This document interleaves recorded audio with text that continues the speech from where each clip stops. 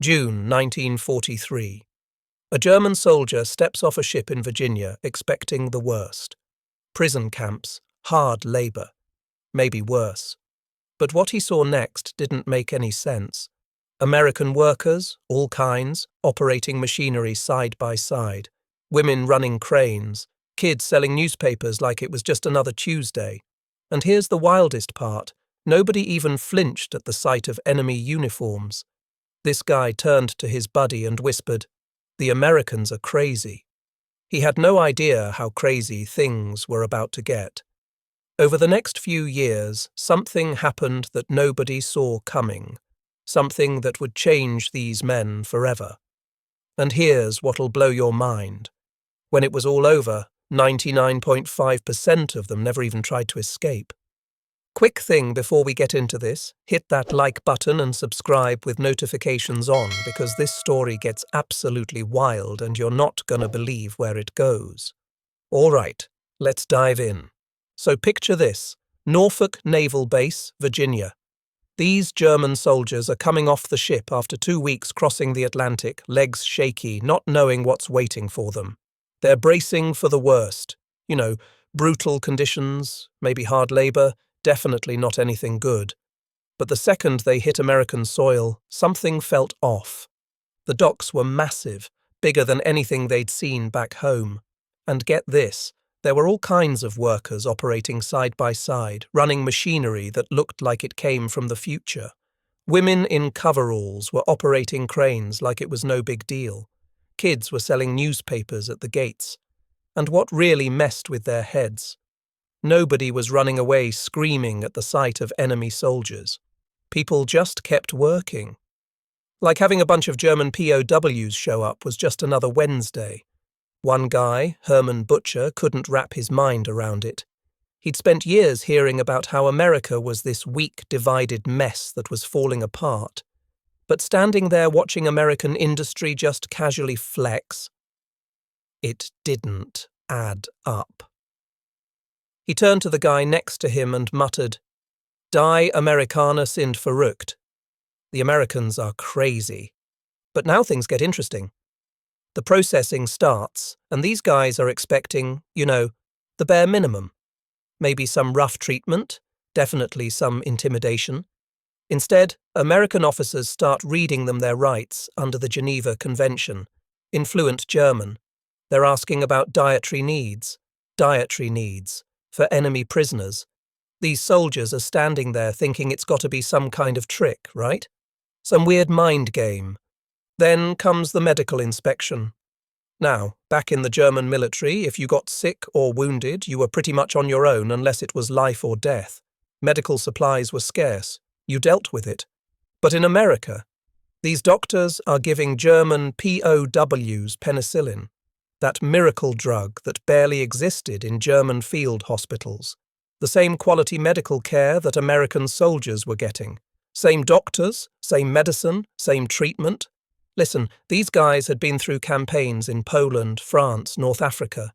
They'd seen how prisoners got treated on both sides, and it usually wasn't pretty.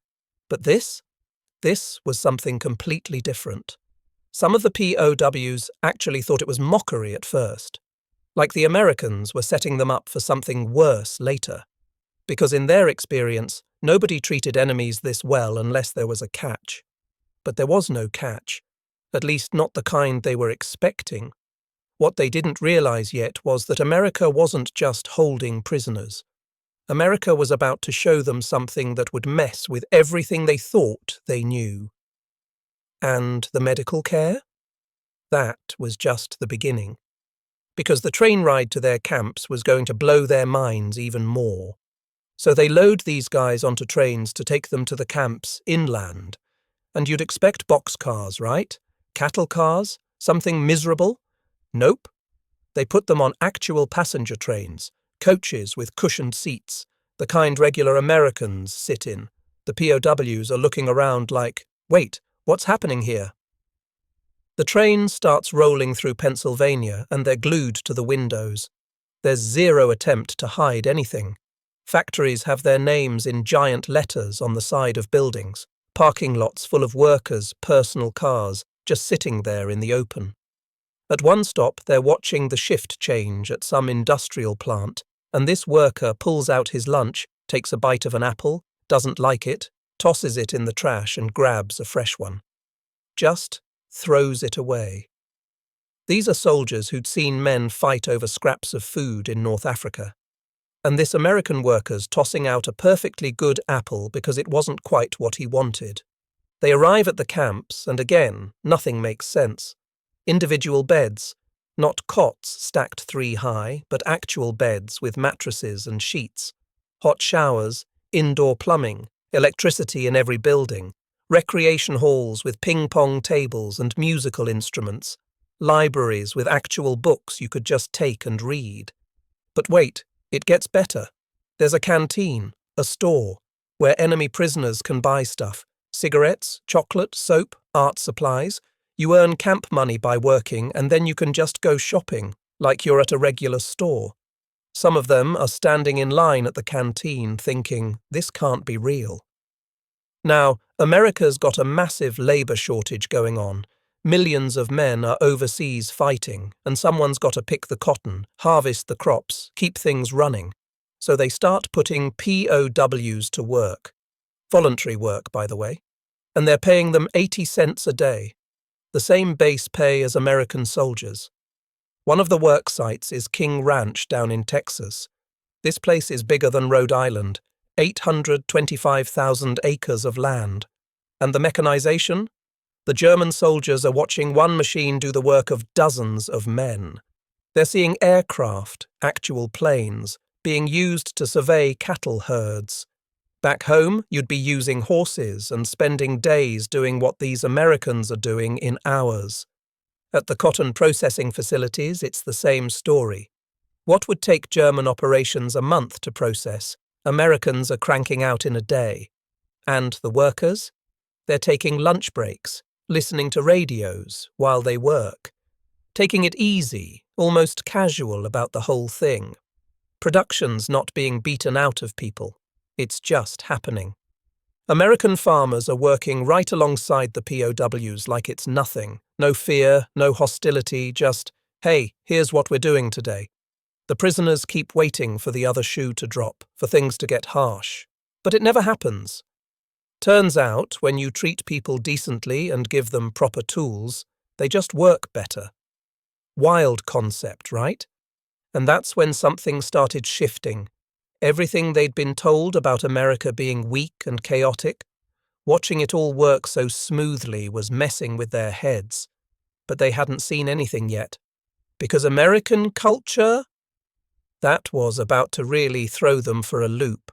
So while they're working these jobs, the POWs are also getting exposed to everyday American life. And man, it's like landing on another planet. They'd go into towns on supervised outings and see American teenagers hanging out at drugstore soda fountains, boys and girls sitting together, no chaperones, just laughing and drinking milkshakes, dancing to jukebox music, wearing nice clothes even though there's a war going on. Back home, everything was militarized. Youth groups, uniforms, strict rules. Here, kids were just being kids. Women were everywhere doing everything, driving trucks for local businesses, running shops on Main Street, managing workers at factories. Some of them were even flying planes, actual military aircraft, as part of some pilot program. The POWs would watch this and just not compute. Everything they'd been taught said women couldn't handle this kind of work. But here they were, handling it just fine. Then there were the churches. Local churches started inviting POWs to services. So you'd have these German soldiers sitting in the pews right next to American families. Families whose sons were overseas fighting. And nobody's throwing punches or screaming. They're just sitting there together, singing hymns, passing the collection plate. It was bizarre in the best way possible. But nothing, and I mean nothing, prepared them for Christmas 1943. The town of Hearne, Texas had about 2,000 people. Small town, nothing fancy, and somehow word gets around that there's a POW camp nearby with German soldiers who won't be home for Christmas. So you know what this town does? They mobilize. The whole town. Local churches start collecting packages. We're talking 4,800 individual gift packages for enemy soldiers. Schools have kids making handmade cards and decorations. The American Legion, and get this, these are veterans from the First World War who fought against Germany. They're donating cigarettes, candy, sports equipment. For German soldiers, their former enemies are now donating to their current enemies. The camp puts up a Christmas tree, 30 feet tall, covered in electric lights that burned all night long. Most villages back in Germany couldn't afford that kind of electricity for essential services, let alone decorations. Then comes Christmas dinner: turkey, ham, pies, ice cream, beer and wine. Each prisoner's getting about 5,000 calories worth of food in one sitting. Meanwhile, back in Germany, civilian rations, when they were even available, were giving people maybe 1,200 calories a day. The contrast was insane. Local church choirs showed up to sing Christmas carols in German. These American women had learned German songs phonetically just to perform for enemy prisoners. One of the choir directors? Her son was in Italy, fighting Germans, and here she was, singing to German soldiers, making sure they had a nice Christmas. Some of the prisoners straight up broke down crying, because how do you process that? These people whose sons and brothers you'd been fighting against were giving you gifts. They weren't doing it because they had to. They weren't doing it for propaganda. They were doing it because it was Christmas, and nobody should be alone on Christmas. Even enemies. One prisoner later wrote about it, trying to explain what that day did to him. He couldn't understand it.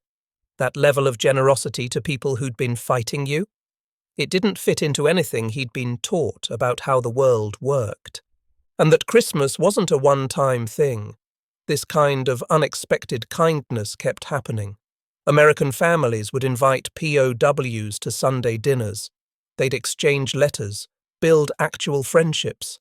The line between enemy and human being was getting real blurry, real fast.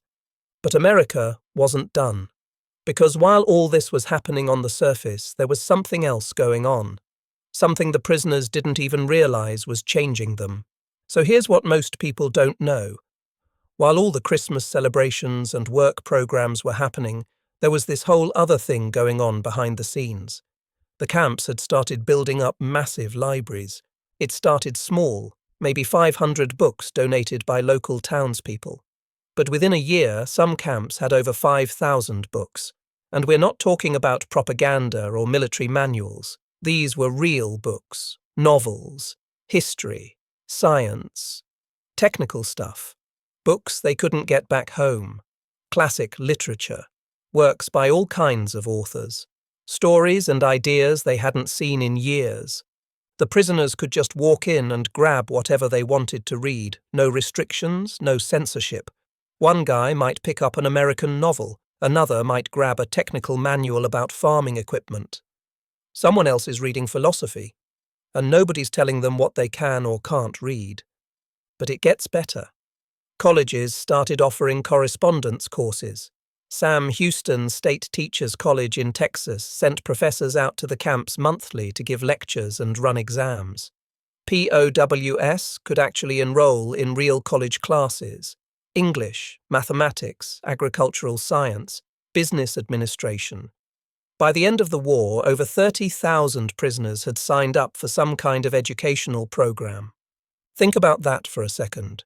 You're a prisoner of war, stuck in a camp thousands of miles from home, and you can take college courses, for free, taught by actual professors. The camp newspapers tell their own story. Early on, they were pretty basic, just announcements and news updates. But over time, they evolved into something different. Prisoners started writing opinion pieces, discussing ideas, debating topics. The tone shifted from just reporting facts to actually thinking through things. And then there were the vocational programs. Guys learning English, 18,000 of them by war's end. Agricultural training for 12,000 prisoners, teaching them farming methods that were way ahead of what they knew. Technical courses for 8,500 guys. business classes for thousands more. The skills they were picking up weren't just random, they were practical. Things they could actually use: modern farming techniques, equipment maintenance, business management, the kind of knowledge that could help rebuild a country that was getting torn apart by the war. Now, was this just America being nice? Not exactly. There was definitely a plan here. The people running these programs knew that eventually these guys would go home. And when they did, they'd be going back to a country that would need rebuilding. So why not teach them these methods? Give them the skills and ideas, let them see what works, and maybe, just maybe, they'd take that knowledge back with them. And something was shifting. You could see it in how guys talked, what they were interested in, the questions they asked. After about 6 months in these camps, a lot of the prisoners were showing real interest in learning new methods and different ways of doing things. They weren't just killing time anymore, they were actually absorbing this stuff. But the biggest change was happening in a way nobody expected, because while these guys were learning and working and celebrating Christmas with American families, they were also forming real connections, and those connections were about to get even more complicated. So with all this working alongside Americans, going to church services, taking classes together, something unexpected started happening. These weren't just guards and prisoners anymore. They were becoming people to each other. Prisoners working on family farms weren't just labor. They'd eat lunch with the families, help fix the barn, play with the kids. Some farmers would drive their POW workers into town for errands, let them pick out stuff at the store, treat them like hired hands, not enemies. Letters started going back and forth. A prisoner would write to the family he'd worked for, checking in, saying thanks. The family would write back, send care packages, ask how he was doing. These connections were real. They'd keep writing for years, even decades after the war ended. And yeah, some prisoners fell for American girls, relationships formed, some turned into marriages after the war. It wasn't common, but it happened enough that everyone knew about it, young people being young people, even in the middle of a war. But here's what really tells you everything you need to know about how these guys felt. Out of 425,000 German prisoners in America, only about 2,200 ever tried to escape. That's less than 1%. Less than 1% even tried. And most of those who did, they got caught within a few days. Because where are you going to go? You're in the middle of Texas or Kansas or wherever. You don't really speak English that well. You stick out. But more than that, why would you run? You've got food, shelter, education, work that pays you. You're safer here than you'd be anywhere else in the world right now. There were only 7 confirmed cases of sabotage during the entire war. 7, out of hundreds of thousands of prisoners over several years. They weren't trying to sabotage anything. They were just living. The work participation rate? About 87% of prisoners volunteered for the labor programs. Volunteered. Nobody was forcing them. They wanted to work. They wanted to earn that camp money, buy stuff at the canteen, learn new skills, stay busy. Think about what that means. You've got nearly 500,000 enemy soldiers on American soil, and they're not trying to escape. They're not causing trouble. They're working, learning, making friends, and basically just settling into life. That's wild when you think about it. American families would invite POWs over for Sunday dinner. Churches would host them for holidays. Towns would organize social events, and the prisoners would show up, hang out, have normal conversations. The longer this went on, the harder it got to remember they were supposed to be enemies. Some prisoners straight up said the camps were better than what they'd had back home. Better food, better housing, more freedom in some ways. One guy later admitted he was terrified of having to leave when the war ended. Because going back meant going back to nothing. Cities in ruins, no jobs, no food, chaos everywhere. But while most prisoners were settling in and making the best of it, there was one guy who had very different plans. And his story? It's absolutely wild. September 22nd, 1945, the war's over, most prisoners are getting ready to head home, but Georg Gärtner, he's terrified because his home doesn't exist anymore. His hometown in eastern Germany is now under Soviet control. Going back there means going back to occupation, poverty, maybe worse. So he makes a decision that'll define the rest of his life. He'd been studying the freight trains that passed near Camp Deming in New Mexico. Watched them for weeks, learning the schedules, figuring out the timing. And on that September night, he makes his move. Crawls under 2 gates, waits for the right moment, and jumps on a passing freight train heading west. He's 24 years old, on the run in a country he barely knows, and he's got nothing but the clothes on his back and whatever English he'd picked up as a POW. The train takes him to California, and that's where he disappears. He becomes Dennis Wiles, just like that, creates a whole new identity, gets a social security card under the fake name, invents a backstory, orphanage kid, parents died in a car accident, no family to trace, and he starts over. First, he's doing whatever work he can find. Dishwasher, cook, labourer, moving from town to town, keeping his head down. But Georg, or Dennis, as everyone knows him, he's good with languages. He perfects his English, loses most of the accent, becomes more American than some Americans.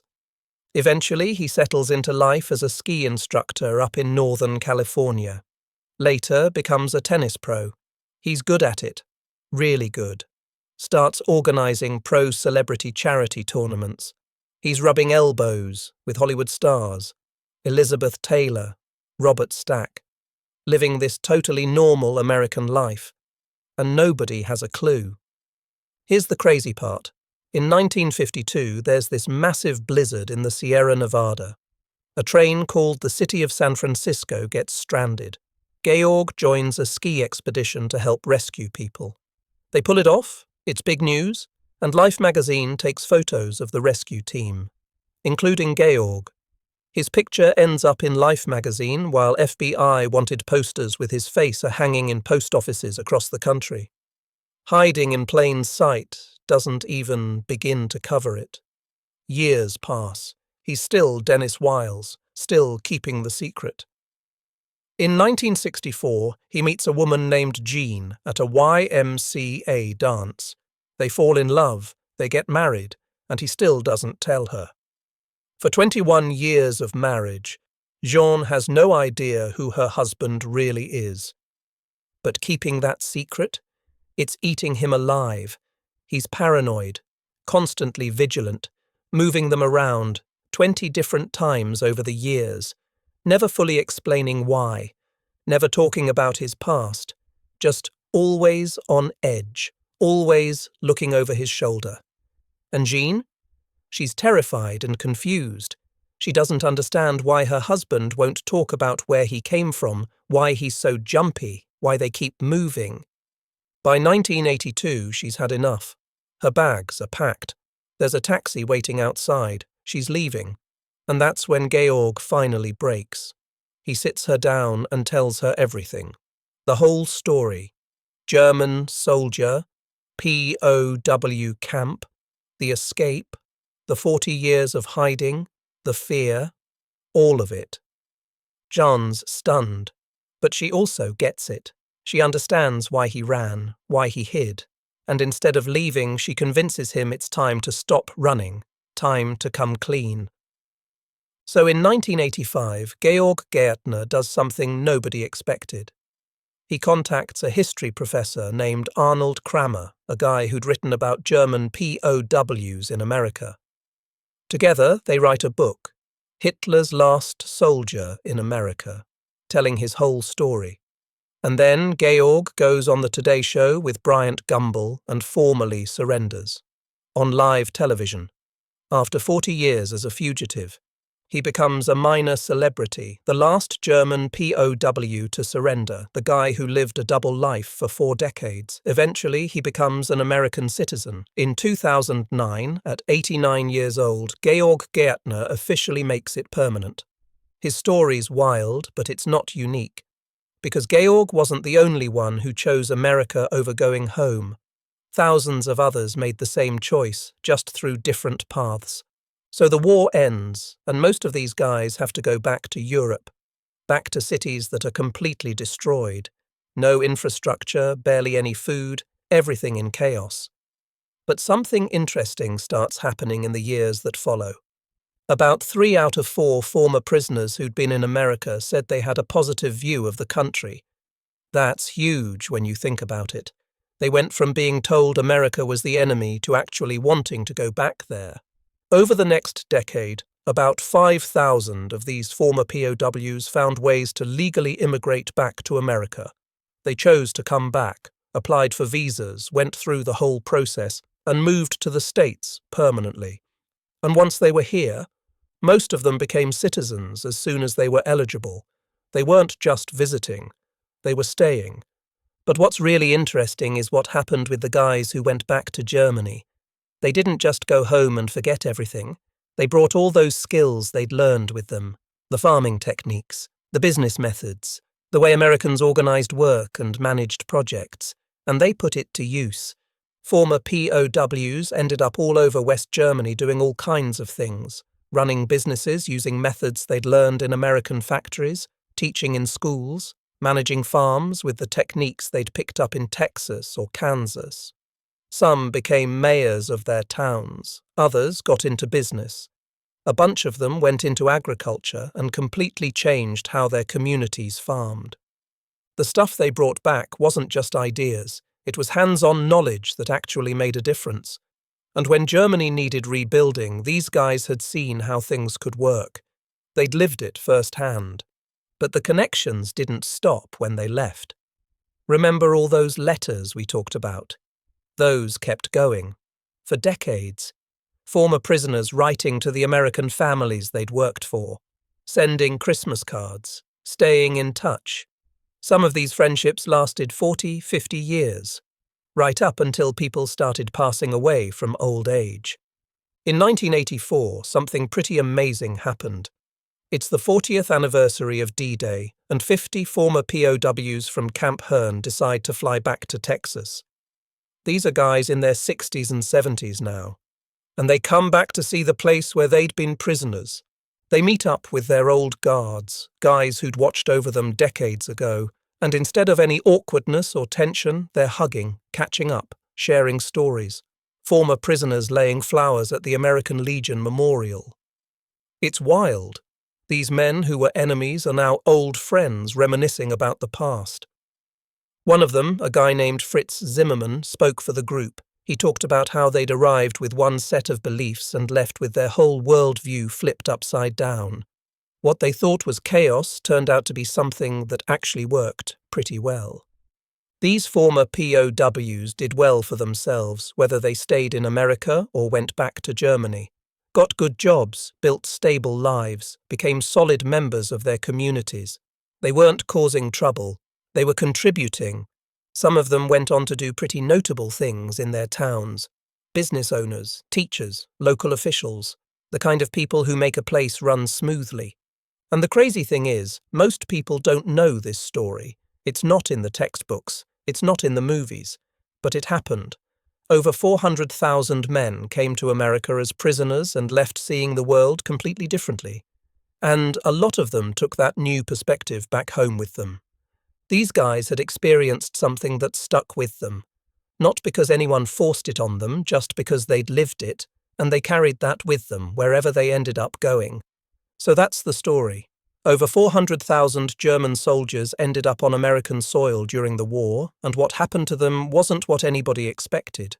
Not the prisoners, not the guards, definitely not the people running the camps. They came over thinking one thing about America and left thinking something completely different. Not because of speeches or propaganda or anyone trying to convince them of anything, just because of what they saw and experienced every single day. The way people treated them, the way things worked, the little stuff that added up over time.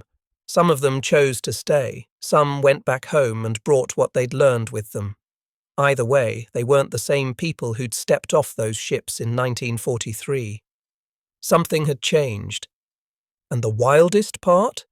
This whole thing with hundreds of thousands of men, it happened quietly. No big announcements, no headlines, Just prisoners and guards and farmers and townspeople all living life together. And somehow that ended up mattering more than anyone realized at the time. They came as enemies. A lot of them left as something else entirely. Sometimes the biggest changes happen in the most unexpected ways. So there you have it. The story that didn't make it into your history class.